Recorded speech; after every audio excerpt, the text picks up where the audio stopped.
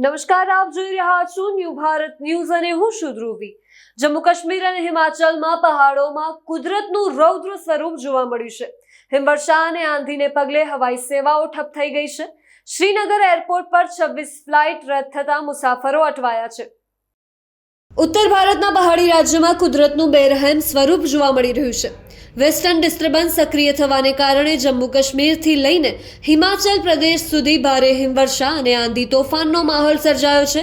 ખાસ કરીને કાશ્મીર ખીણમાં બરફવર્ષા એટલી પ્રચંડ છે કે શ્રીનગર ઇન્ટરનેશનલ એરપોર્ટ પર વિઝિબિલિટી શૂન્યની નજીક પહોંચી ગઈ છે, જેના કારણે અત્યાર સુધીમાં 26 ફ્લાઇટ્સ રદ કરવામાં આવી છે।